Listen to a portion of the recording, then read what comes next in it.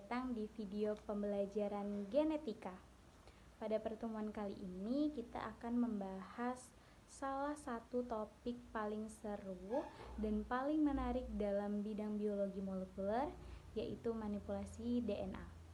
Teman-teman pernah nggak sih kepikiran gimana ya caranya bakteri bisa bikin insulin manusia? Atau gimana PCR waktu masa pandemi bisa mendeteksi virus hanya dari lendir hidung? Nah, teman-teman, semua itu terjadi karena suatu kemampuan super di dunia biologi molekuler, yaitu manipulasi DNA. Dan ternyata prosesnya itu jauh lebih keren dari yang kalian bayangkan. Nah, jadi apa sih sebenarnya yang dimaksud dengan manipulasi DNA? Dan kenapa teknik ini sangat penting di dunia kesehatan, di dunia industri, bahkan bioteknologi modern? Yuk kita simak. Manipulasi DNA merupakan teknik dasar dari teknologi DNA rekombinan dan memungkinkan seorang ilmuwan untuk mempelajari ataupun mengubah serta memanfaatkan suatu informasi genetik dari organisme. Jadi kegiatan manipulasi DNA ini teman-teman mencakup serangkaian teknik yang dapat digunakan dan memungkinkan DNA dipotong, disambung, atau bahkan diperbanyak serta dianalisis secara presisi. Jadi terdapat dua teknologi utama yang menjadi dasar dari manipulasi DNA. Yang pertama yaitu ada teknologi DNA rekombinan. Jadi teknologi ini itu memungkinkan seorang ilmuwan untuk menggabungkan suatu DNA dari sumber yang berbeda. Jadi misalnya teman-teman, dari gen manusia disisipkan ke dalam plasmid bakteri. Nah, inilah yang disebut DNA rekombinan. Lalu yang kedua yaitu ada PCR atau polymerase chain reaction. Jadi PCR ini memungkinkan ilmuwan untuk mengamplifikasi DNA dalam jumlah yang besar, namun hanya dalam waktu yang cukup singkat. Jadi kedua teknologi ini sangat membantu dalam pemrosesan manipulasi DNA. Dalam manipulasi DNA ada yang namanya cloning atau menggandakan DNA untuk digunakan lebih lanjut. Jadi setelah gen manusia itu diterjemahkan ke format yang dipahami oleh bakteri, langkah berikutnya adalah memperbanyak DNA tersebut, teman-teman. Jadi disinilah konsep cloning DNA itu dimasukkan. Jadi cloning DNA itu terdapat dua jenis. Yang pertama yaitu cloning in vivo, teman-teman. Yang kedua in vitro, yaitu menggunakan organisme hidup seperti E. coli, bakteri akan menggandakan plasmid dan juga rekombinan saat membelah diri. Lalu yang kedua yaitu cloning in vitro, yang mana teknik ini menggunakan PCR, yaitu memperbanyak DNA tanpa adanya sel. Setelah DNA diperoleh dan juga sudah siap digunakan, ilmuwan itu perlu alat yang memungkinkan agar DNA itu dapat dipotong pada titik yang tepat. Jadi disinilah peran penting dari endonuklease restriksi. Jadi bagaimana enzim ini bekerja? Enzim ini seperti gunting presisi yang dapat memotong DNA itu pada urutan tertentu. Namun kenapa hal ini penting? Karena perlu diketahui tanpa pemotongan yang spesifik dan juga akurat, DNA manusia tidak akan dapat digabungkan dengan plasmid dari bakteri secara akurat juga. Teman-teman juga perlu mengetahui bahwa bakteri itu punya loh cara untuk membedakan DNA-nya sendiri dengan DNA asing yang masuk. Caranya adalah melalui metilasi pada situs restriksinya. Jadi hal ini untuk memastikan enzim pemotong tadi itu hanya menargetkan DNA asing saja dan tidak salah menargetkan DNA sendiri pada bakteri. Teman-teman semua, mengetahui mekanisme ini membuat para ilmuwan itu bisa memanfaatkan serta menggunakan enzim restriksi tanpa merusak DNA dari bakteri itu sendiri, sehingga rekombinasi dapat berjalan dengan aman.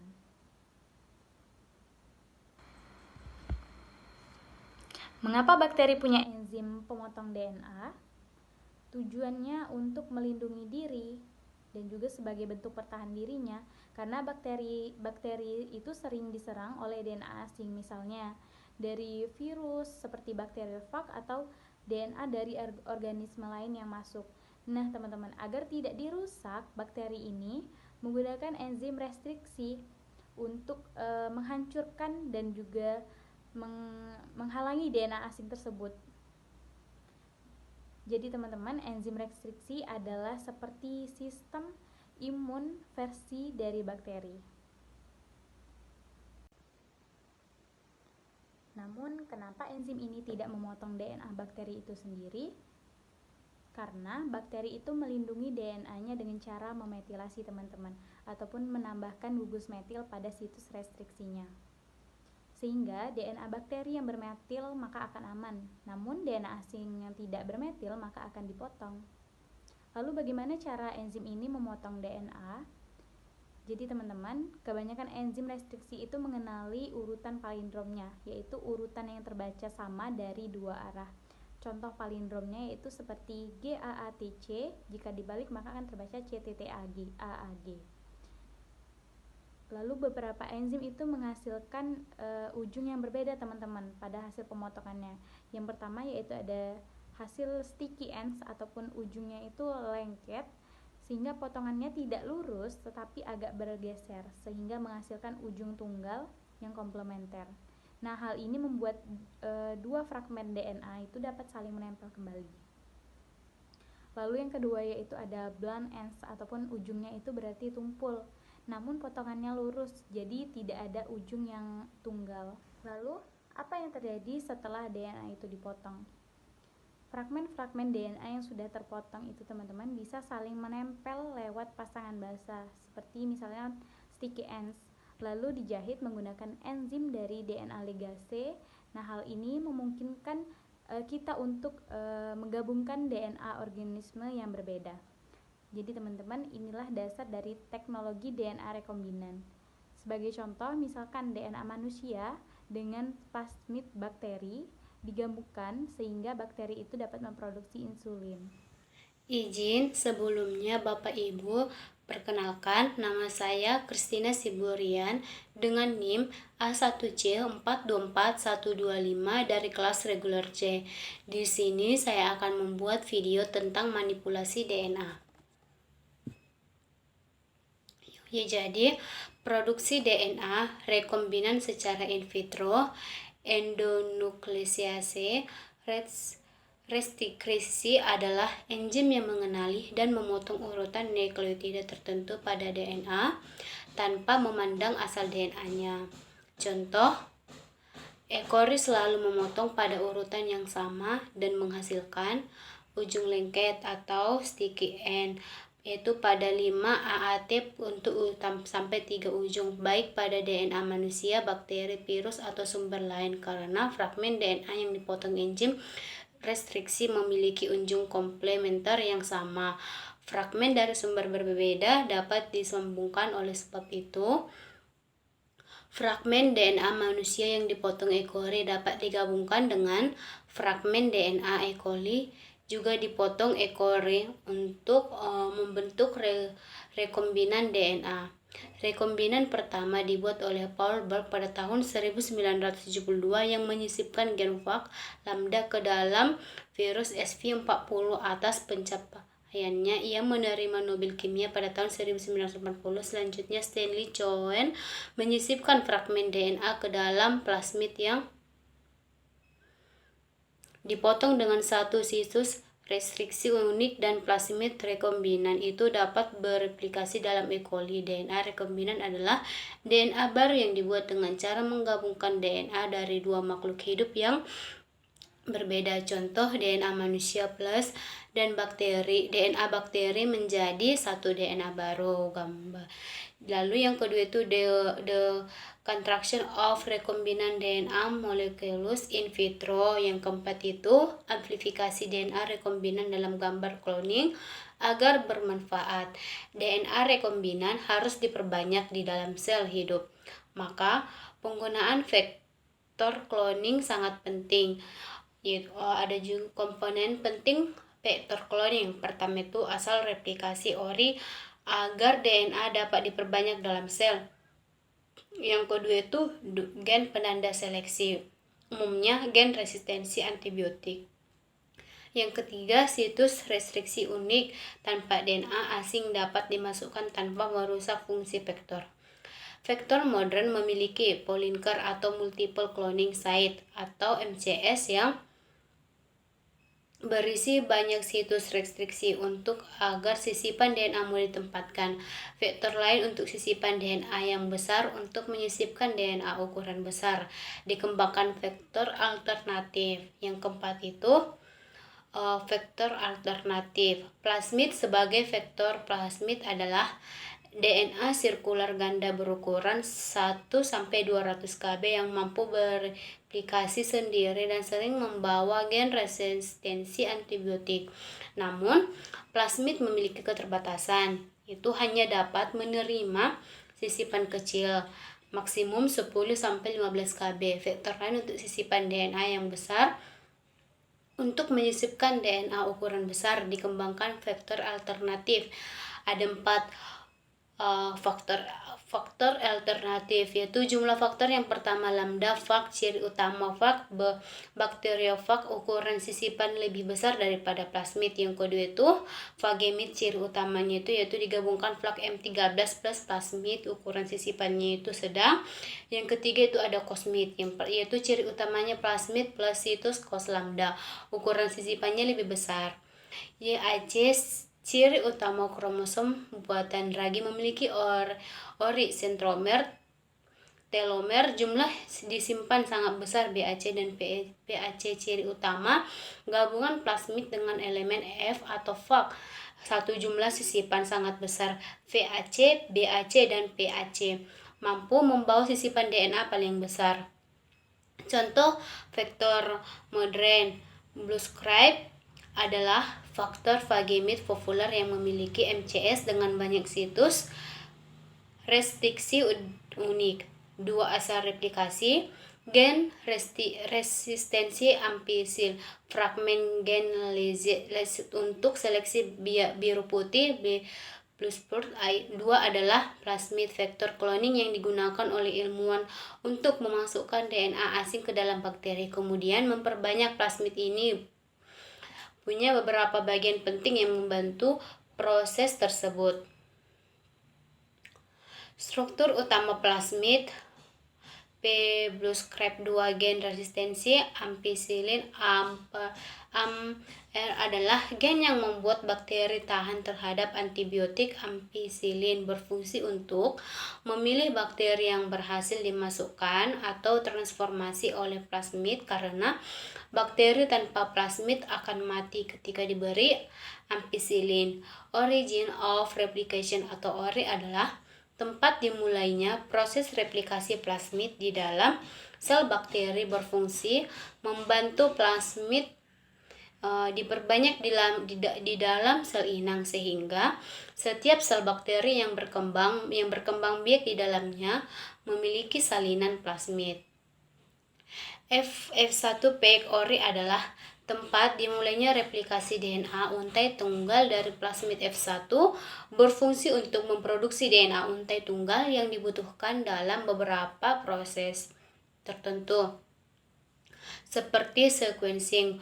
Promoter LAC adalah pengendali untuk mengaktifkan pemindahan untai DNA salinan yang ada pada plasmid, yaitu juga termasuk LAZ, berfungsi mengontrol ekspresi gen pada plasmid untuk memungkinkan pengujian dengan media ex gal.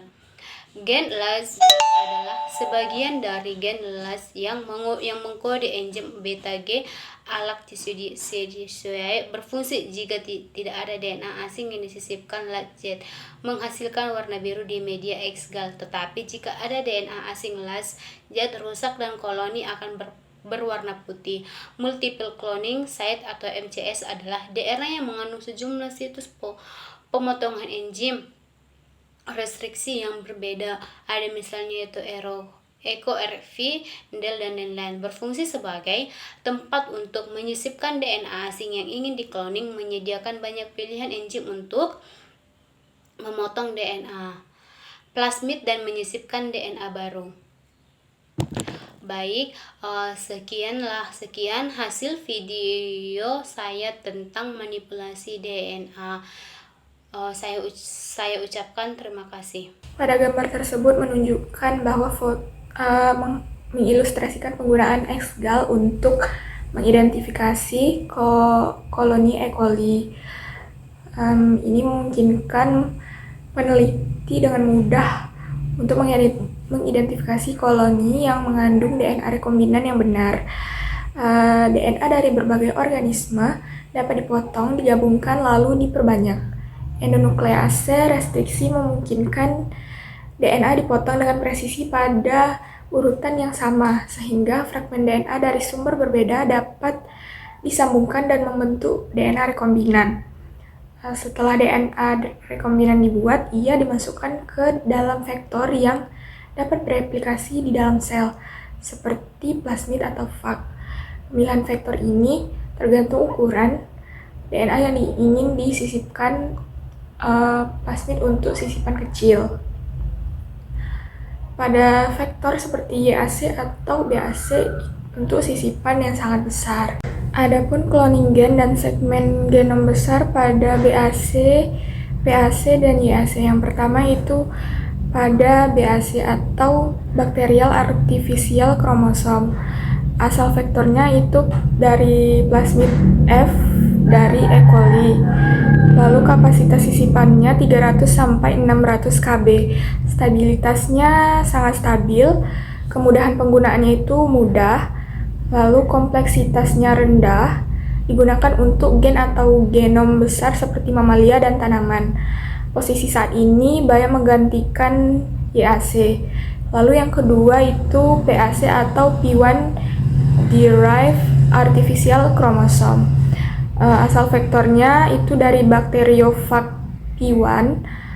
Kapasitas sisipannya itu 300 sampai 600 kb. Stabilitasnya stabil, kemudahan penggunaannya itu mudah, kompleksitasnya rendah ke sedang. Lalu digunakan untuk gen atau genom besar. Posisi saat ini itu banyak menggantikan YAC. Lalu yang terakhir ada YAC atau Yes Artificial Chromosome. Asal vektornya itu dari kromosom ragi. Lalu kapasitas sisipannya itu hingga 1000 kb. Stabilitasnya itu kurang stabil karena sering rekombinasi. Kemudahan penggunaan itu di antara dua tersebut ini paling sulit. Kompleksitasnya itu tinggi, digunakan untuk gen atau genom yang sangat besar. Posisi saat ini itu lebih jarang dipakai. Selanjutnya itu ada amplifikasi DNA dengan reaksi berantai polimerase atau PCR.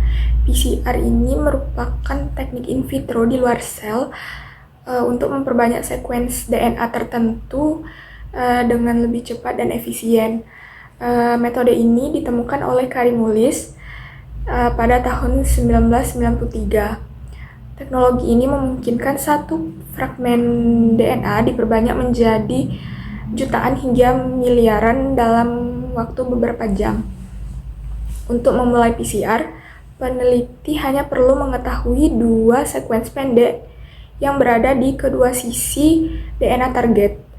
Lalu sekuens pendek ini digunakan untuk membuat primer, yaitu oligonukleotida sintetik yang menandai batas awal dan akhir amplifikasi.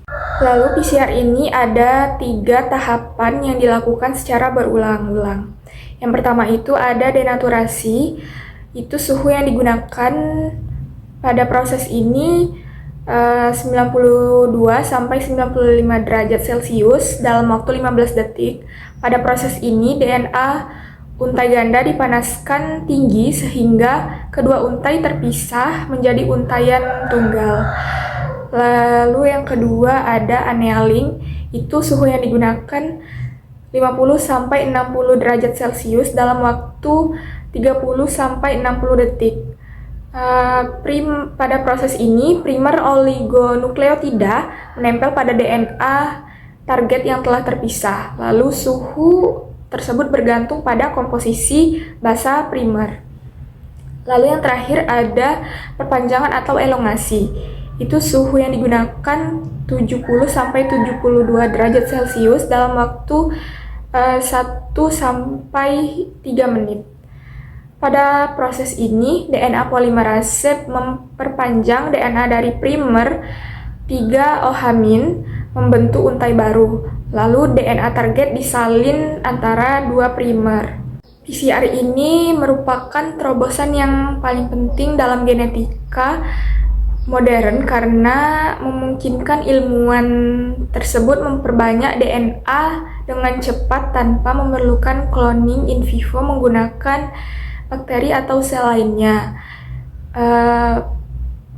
Metode PCR ini prinsipnya yaitu berlandaskan pada pemisahan DNA, penempelan primer, dan pemanjangan DNA oleh polimerase tahan panas. Gambar tersebut menunjukkan bahwa tahapan polimerase chain reaction atau PCR berlangsung secara siklis untuk menggandakan DNA secara eksponensial. Nah, pada setiap siklus ini terdiri dari 3 tahapan yaitu denaturasi, annealing, dan elongasi. Pada siklus pertama itu, 1 molekul DNA menghasilkan 2 molekul baru.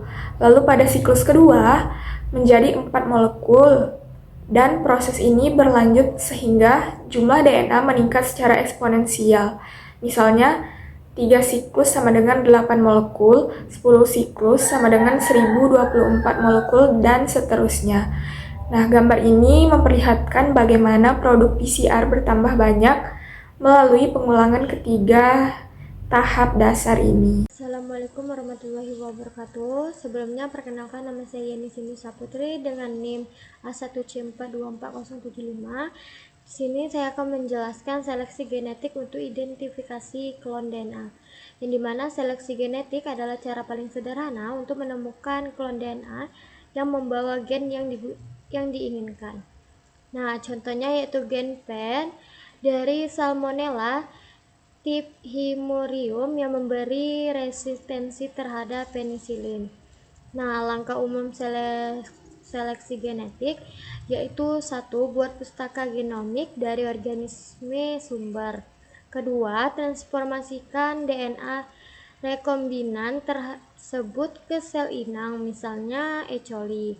Dan ketiga, kultur sel pada medium selektif, misal mengandung antibiotik. Dan terakhir, keempat, hanya sel yang membawa gen resintensis, gen yang dicari yang dapat tumbuh. Nah, metode ini juga dapat menggunakan komplementasi genetik, yaitu ketika alel tipe liar memulihkan fenotip normal organisme muatan. Nah, contohnya itu gen Kemir S.cerevisiae untuk biosintesis histidin dikloning dengan mentransformasi E. coli, auxotroph histidin, dan memilih sel yang kembali bisa tumbuh tanpa histidin. Nah, keterbatasan komplementasi yaitu gen eukariotik mengandung intron yang dimana E. coli tidak bisa menghilangkan intron. Nah, karena itu hanya cDNA tanpa intron yang dapat digunakan. Nah, sinyal regulasi ekspresi gen berbeda antara prokariotik dan eukariotik yang dimana komplementasi eukariotik lebih cocok dilakukan di yeast bukan E. coli. Nah, yang kedua, hibridisasi molekuler untuk menyaring pustaka DNA, yang dimana metode ini digunakan untuk mengidentifikasi klon berdasarkan kesesuaian urutan DNA dengan probe berlabel radioaktif. Nah, gen pertama yang berhasil dikloning dengan metode ini adalah gen yang sangat diekspresikan, seperti gen globin A dan B mamalia, dan gen oval bumil ayam. Nah, karena sel-sel tersebut menghasilkan RNA dalam jumlah besar, mRNA-nya dapat diisolasi dan dibuat menjadi cDNA berlabel radioaktif yang digunakan sebagai probe. Nah, di sini inti utama kedua metode itu yaitu seleksi genetik, yang dimana berdasarkan fungsi gen, dan hibridisasi molekuler yang dimana berdasarkan urutan DNA.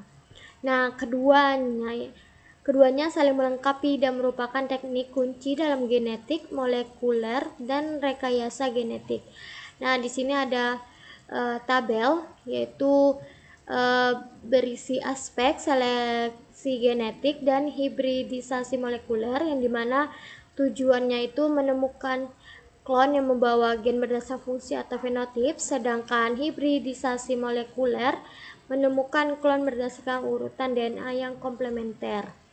Nah, bisa dibaca selanjutnya dasar pemilihan, jenis data yang dibutuhkan, contoh penggunaan, proses utama, kelebihan, kekurangan, dan kesuksesan bergantung pada jenis pustaka yang digunakan, cocok untuk.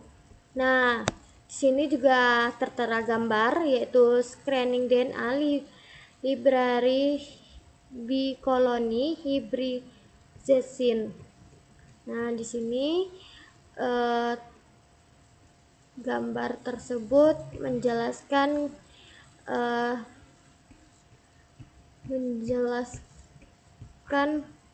seleksi genetik untuk identifikasi klon DNA dan hibridisasi molekuler untuk menyaring pustaka DNA. Nah, ini gambarnya. Baik, cukup itu saja yang saya berikan atau saya jelaskan. Saya akhiri. Wassalamualaikum warahmatullahi wabarakatuh.